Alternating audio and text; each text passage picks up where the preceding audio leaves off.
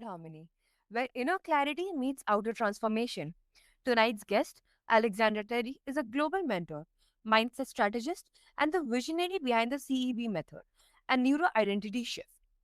With a powerful blend of neuroscience, breathwork, and energy mastery, Alex teaches that progress isn't always about hustle. It often begins in stillness. In a world obsessed with doing, this episode is your invitation to simply be and discover what unfolds. Welcome to the show, Alex. It's an honor to have you. It's so beautiful to be with you, Anya. Thank you so much. And thank you so much for your introduction. And I love that you used the, let's be together today. Yeah. So, Alex, you have coached high performers across continents. What first made you realize that stillness, not motion, was the secret to sustainable progress? I think it's the commitment to yourself and commitment to learning, because I believe when you can easily think about every challenge and obstacle in our life as a problem, or we can just think about it as a learning curve. And I think learning is the first thing. Learning is being open to learn the new things and put yourself out there and try new things. I think that's the first step. Definitely. And was that a hard shift for someone wired for ambition and global leadership? I think I believe what will be probably more important for people to hear is that when you mentioned in the introduction, we are doers. We are beings that are put on this planet, and from the childhood, basically, we are doing all the time something. And we're going to school, we're going to work, and some of you may be building the businesses. Some of you maybe writing books, some of you doing podcasts, but we start this cycle of doing for actually the reason of, I guess, expectations of society. So we think that progress and performance is always in what we have done, how much we did, how full is my calendar, how many meetings I had, how many sales I achieved. But it's not always there. It's not always progress is not always so clear, and it's not always in numbers. And you mentioned that in introduction, and I think that's probably the most important part, to stay in stillness. And a lot of people have problem to understand that stillness is not just doing nothing, right? It's not just sitting, I don't know, on the mountain and sitting there for all day doing nothing and being still. Stillness is more about the pause. It is actually pause about between the doing, right? Is the pause when we inhale and when we exhale. It's that between, is that pause between inhale and exhale. It is the pause where we can reflect, when we can understand if we are still doing something that is truly important to us, if everything what we are going to do today is actually values aligned, if that is something that is helping us to achieve our higher mission or purpose. And I think all those things we don't really think about. So I believe progress starts when you can actually experience stillness, and you can actually stop doing and start more being, and being present to yourself, to your values, to people around you, to your vision, to your mission, and to your purpose. And yes, it's really hard shift for especially high performers, especially for people they are achieving a lot, that they are accomplished, or they want to accomplish more, or they are business owners, they want to hit the goals. It is really hard because people think that achievements or progress or the hitting the goal only happens through ongoing doing. So hope that I explain or answer your question. Absolutely. And that resistance to pause is something so many of us wrestle with.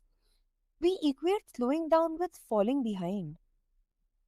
Absolutely. And it is exactly what you mentioned. It is exactly resistance, because it is a belief that when we stay still, or when we actually have a pause, it is believe that we are not performing. So I think people need to start to understand, and this is for everyone, all of us. And I didn't understand it for so many years that if we are in a sympathetic nervous system, that means if we are in a pressure and stress, we can be anxious, we can feel fear, or sometimes we feel like we need to do for actually just a reason of habit, like we just need to do something. So we feel almost like when we just sit down, we feel only almost under pressure. Sometimes we go for holiday and we feel under pressure and we feel guilty. So all those feelings and emotions and the resistance in our body, those negative emotions, they're actually not serving us, and they put us in sympathetic nervous system, and our body is flooded, by adrenal hormones or transmitters and cortisol. And what happens there, we actually can't even think properly. So we are losing part of our intellect when we are under stress. And that's why pause or stillness is important, because if we want to maximize our life through the mindset, through emotional regulation and energy regulation, we need to actually pause. So exactly that resistance needs to be removed. That's the first step. Mm-hmm. Absolutely. And your neuro identity shift method is so fascinating. How does stillness play a role in helping someone rewire their sense of self? That's a really great question, Anya. So Neuro Identity Shift is how that actually came up was through my client's story, that when we were doing cognitive therapy or cognitive coaching, we realized that changing on the mindset only, or mindset level or intellectual level, is not enough. And we realized that it helps people, it shifts them, but it's not sustainable. So they, after months of coaching, they came back and they kind of slip into the same habits, and they get backwards basically. So I was starting to understand what else we need to use, or how we can actually use our body, how we can use behaviors, and how we can rewire the brain for longer lasting change.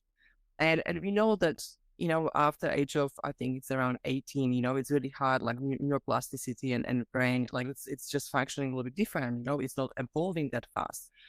But what happens is when we actually include all four levels, so we include cognitive, but also emotional, energetical, and behavioral levels, all four levels actually makes us change and rewire the brain, because it creates more sustainable change. So what happens when we think or believe something different, with new thought or new pattern, we feel better, right? So if I think about, let's say in the morning, you wake up in the morning and think about that. Just watch your first thoughts. So when I wake up in the morning and I tell my brain, oh, I'm so tired, I really don't want to wake up, what happens, there is a body response, and my body actually becomes tired, because what we tell to our brain, that's what we are, that's what happens. And when I changed it and I said to my brain, I can't wait to see what is going to happen today, what magic we can create, beautiful is going to be this day, how many people I can meet, and I'm so excited, I can't wait, I feel great, I'm recharged. What happened? We jump out of the bed and we feel better, because our body actually reacts and responds to that. So what we start to look at is, okay, so how can I feel different? So when I feel resistance, how can I shift it into more gratitude? So when you write the gratitude journal on cognitive level only, it's not enough. But we know if we add to that real emotions, so we can connect with the situation or things that we are truly deeply grateful for, and I can feel it in my chest, I can feel it in my heart and my body. Everything is going warm and beautiful, and I'm really truly grateful with all of my cells and in my body. What happens, that's when everything remembers, right? Like we start to remember how that feels. We start to be in that feeling and emotion. And then we change our action or habits or decisions, because we act from different space, different energy. And that is confirmation, because when we act from that energy or space, we actually create better decisions. We become more smart and logical. We become more creative. And what happened, we got, through the action, we get results. So we had the proof that the result is better. So now when we have that cycle and we continue doing this cycle on all four levels, that's when actually we shifting on a sustainable level. And that's when we transform.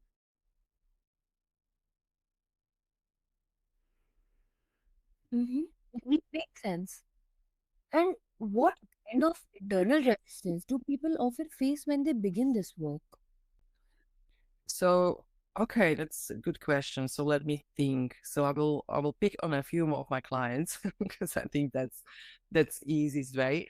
So sometimes people don't even know what they need. Like some people come from perspective of Alex, I want to be more powerful. I really want to get the career position, and I probably don't, believe in myself. Or some people just come to conversation and we converse about, emotional states. Some people going through different crises in life, I would say, or different problems like having not the best relationships with kids, for example, or wife or husband, or not having purpose, and they're asking, look, Alex, I made so much money but I don't know what's next. Like, what is the purpose? Like, why am I doing what I'm doing? I want to know, I want to understand. Or some people just want to connect with their genius zone. They just want to understand how to connect to their higher self, to their intuition, so they can actually become more powerful. And so many times people feel a little bit lost and stuck, and that lost and stuckness is more about they just don't feel good. I will simplify it. They just don't feel good. They feel like something is missing, and they know they can do better. But so many times we are lost in life, when we are tired or stressed, it creates that effect of exhaustion or burnout. And so many people are burnout in this generation because we were doing so many things. We were working so hard last few years, and we had so many different crises in the world, and they really truly touch people's psyche or emotions or mental health. And it was really hard because we were living so long in uncertainty. So the moment we are living in uncertainty, its most important part is emotional fitness, and emotional fitness is the great relationship with uncertainty. But when you look at population, probably around 40% of people don't have great relationship with uncertainty. So that was probably more 60%, I would say. So more people actually suffered through when you go back to COVID and after COVID, we didn't have a chance to recover properly. We all just started to work much harder and more. So it became a little bit kind of vicious cycle of stress, exhaustion, I guess burnout, and just feeling like there is a mental fog. And on the other side, it can be, of course, things like I don't trust myself. I want to be more confident. I think I don't express myself properly. I think communication can be better, and communication is the best when we act actually from the space of confidence. So all those things can be kind of mix of impact and experience of life that people had past few years, and that those things leads them to look for coaches, mentors. Some people go to different side. They go more to psychologists or counselors. That's what we are not, of course, but we definitely work, around different topics and different things like psychology, neuroscience, biology, health, energy healing, coaching, NLP. Like we use a lot of modalities to be able to help our clients. So yeah, that's probably kind of wrap up of things how people feel. Identity transformation feels like deep alchemy. It's more than just a mindset, it's return to essence. Yeah. So, Mhm. So you blend science with somatic and energy work. Why is it important to include the body and breath when we talk about transformation? Oh, it's probably the most important part, and that was the missing part. It's such a great question because I was doing so much coaching for 10 years, and I was trying to help myself and my clients, get out of the fears and self-doubt and feeling not enough. And and it was not working properly. So for me, it was more, trial and test. And one day when I was trying to get rid of the fear in my body that was actually keeping me stuck, and I couldn't sleep for almost a year because we had a few burglaries, and like we were living in really close to the city in Western Australia for 6 months, and it was very hard because there was a lot of different strange people walking around, and that was really scary. And when we had the burglaries, what happened, when I heard sound outside, I started to be super scared. And that fear was in my body. Like I felt so stuck. It was almost like I felt that something is going through my body. So when I was laying down in bed one day, I was thinking, okay, so I know how I need to think. I know how I need to behave. I have all these good habits, but it's just nothing really works. And I really want to go to sleep. So I was laying down in bed and I was like, okay, so let's calm myself down. And I said, what I know, probably visualization will work. So let's try to imagine, something different. So I started to imagining the best moment of my life, when I felt freedom, when I felt love, when I felt, gratitude. And I was just thinking about the moment in Greece on the beach. And I was just laying down there and I felt so much freedom that time. And it was such a beautiful holiday because I just took myself for a long weekend by myself. And that was first time I was like, wow, okay, so let's travel by myself and see how that feels. And it was such a beautiful feeling. So I recall the feeling, the emotion. So what happened, I was laying down in the bed and I realized that my body is changing. Like the feeling, what is going through my body is not fear anymore, but it's excitement, it's freedom, it's gratitude. And I felt so beautiful. I felt warm. I felt so good. And that moment, that was first time when I went to sleep. So I realized that when I am actually doing that every night, I'm slowly making the fear, doubts, and everything what was in my body and my mind, I'm making that very lighter. Like it was getting lighter and lighter and softer. And and I feel like I felt that moment that actually slowly disappearing. So it took me, of course, a lot of months because it was nothing that I knew it will work. I just tried honestly, and I used my body, and my body was basically a reflection of if my visualization works or doesn't work. And and my body really reflected that with feelings and emotions and feeling warmer and stop feeling, that fear. It was so great. So I just did it every night for months. And I honestly realized after years, because I didn't really think about that because the fear disappeared. But I realized I got rid of fears, and there was more fears disappearing from my body just by actually using this one fear as a impact or what I want to or why I want to do it.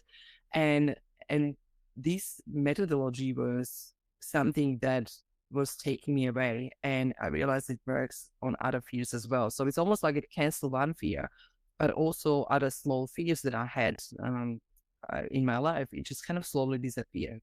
So I felt honestly after a year, I felt like feel less. Like it was crazy how that works. So I started to write about this and started to try it on different emotions. So I took any negative emotions that I had in my body, and I started to move towards how long, what I need to visualize, how do I need to do it, what is the practice. So I started to develop a few different meditation practice and a few different kind of guiding tools. So yeah, so basically it was just a test and just trying to do it with me, with my body, and with my clients later on, and we realized it works. So it was amazing progress. That's amazing. Yeah, I think body is really important because body and our emotions are giving us clues, right? And I'm sure you know about this, and it's such a beautiful way of thinking about that. And when you look at the body as well, probably there is something else to add for people that is really truly important. So when we have negative emotions and we living in stress, doubt, anxiety, a feeling of doubt ourselves or guilt or shame, what happens, we are decreasing our energy, so we are actually exhausting ourselves. And chemically, what happens in body, your brain basically releases chemicals. Chemicals are emotions, right? So when you feel something, that's the chemical. It's actually nothing else. It's just a chemical. And that chemical, that is chemicals that are, induced into your body, released by brain, can really harm your health.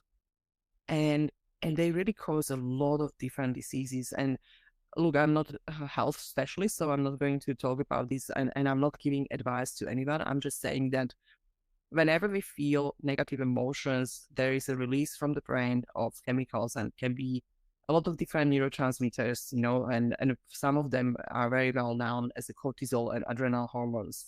And those actually create unhealthy environment. And also when we are in those negative feelings, our organs get depleted, and there is not enough, blood circulation, and nutrients can't go to all different organs. Because when we have high cortisol, we are basically in amygdala fight or flight mode. And when we are in that fight or flight mode, our body preparing for run. So all what is energized is our muscles, but it's not our gut system. It's not our liver. It's not other organs. And we may make ourselves sick. And I was really sick from actually stress and fear. So my body was totally destroyed. I was like allergic to 29 foods. And with this work, I'm not allergic to anything. I can eat absolutely everything. And I healed myself from the inside out, basically through emotions. So when we're actually feeling positive emotions like love and gratitude, what happens? The chemicals changes. So your body actually internally changing with just evoking or having those positive emotions. So what do we actually do? We do start healing process. So our environment is changing from toxic to healing.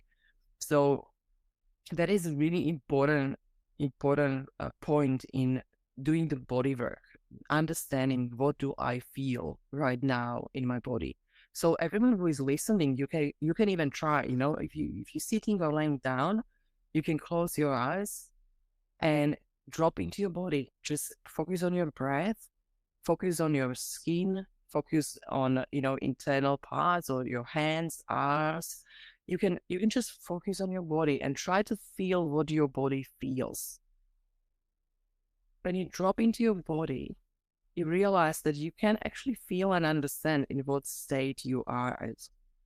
And whatever it is, if it's any tension, if it's any negative energy, start to think about, how you're loved, how you love others. Think about what you're grateful for, how you're grateful, for your family and for people around you, for things that you created by now. Anything that comes up to your mind and creates the gratitude and love feeling, will start healing. You start to change your body energy. And another level to that, just to tell people something else that is probably a little bit different, but there is another level of that, and that's coming from physics. So emotions are measured in energy, in hertz, right? We can actually measure the frequency. So just remember, it is important how you feel actually, because your energy, your feelings come to the room first before your words. So before you say anything, people already know, people already feel you. And we forget so many times and so many years we forgot about this thing that we actually are feeling creatures. We feel each other. We influencing each other with our emotions. And that's in biology, it's already research done ages ago. Oh my gosh, that was, I think, like 40 years ago. They find out that we are influencing each other on cellular level. So when we exchange the energy, I can actually make you feel a little bit more sick, and I create, a little bit more sickness in your body, basically with just being angry, frustrated. I can change your chemicals. So that's the other part, right? So that's why it is important who you spend time with. It is important to understand that if you want to shift your energy, your emotions, you also need to find people that will do it with you, or the people that are more positive, or people that are more in love, in gratitude. And I always said, if you need to, change the circle of people. Mm-hmm. 100%.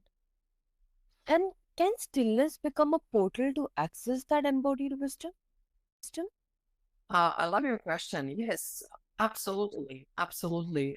Because when you pause and you focus on your breath, so between the breaths, you feel your body. So that's when you can start to visualize. So the stillness can become your, small, short, few minutes, few seconds meditation.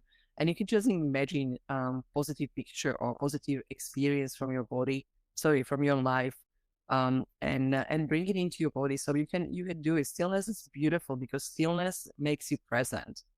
And when you are present in any moment of the day, any moment for a few seconds, when you're present, you realize there is wholeness. Everything is perfect. Everything is fine. You are safe, and the world is okay. And that moment, nothing really matters. It's just the breath. So that stillness is definitely healing. Like being in the present moment helps a lot because it's grounding us and it's creating a very different emotional response to all others, to ourselves, right? Because when we are not in stillness, we are in doing, and it's that ongoing subconscious pattern of stress and pressure of our need of proof that I can do this, I can create something, I can um, create results. But stillness is not about results at the moment, so it becomes more quiet, and that definitely transform us into actually bigger, higher performance and better results. That's such a grounded reminder. Our bodies are not obstacles to growth, they're partners. Yeah, I love that. So, what has surprised you most in your work, guiding others through this path, from burnout to inner alignment? What surprised me? Um, what surprised me? I think the power we have within us, all of us, all people on the planet. Like when we connect to ourselves, when we start to spend time in stillness, what really surprised me that universe really works for us. Like the world works for us because if we are connected to our higher self, our purpose, I realize that things happens. When people think they're accidents and oh, how this happened. This person called me. So when these small accidents started to happen in my life and in my client's life, that was a massive surprise that actually things just started to work for them just by shifting the energy and emotional level because the frequency changes. And I realized the quantum physics, or all the theory in quantum physics, it is actually, what we attract, what we are. That's a big part of it. And and probably what actually also surprised me from when we go deeper on this topic, people were calling me back after a few coaching sessions and they said, Alex, I don't understand. I look younger. I look better. And I was like, what? Actually, this is really strange because you are already first person saying that. And what I realized when I started to study why people actually change how they look, it was actually removing stress and anxieties or negative feelings and that emotional connection to that. What changes is actually your cells started to work differently because you're creating healthy environment in your body. And I started to look at what happens through meditations, and you can see Joe Dispenza has amazing research about that. So in 4 days of meditation and being in stillness and visualization and changing the emotional state and frequency, what I found out that you activate, stem cells. People start to actually create new cells. So actually, it makes them look better, and because you are rejuvenating. And I didn't have any idea there will be side effects of my work. So it was such a beautiful surprise. Mm-hmm. That's amazing. Stillness is not the absence of progress, it's the soil where transformation takes root. Tonight, Alexandra reminded us that the deepest breakthroughs don't come from pushing harder, but from listening deeper. So pause, breathe, be still, and trust that in stillness, your next becoming is already unfolding. Until next time, Stay in sacred harmony.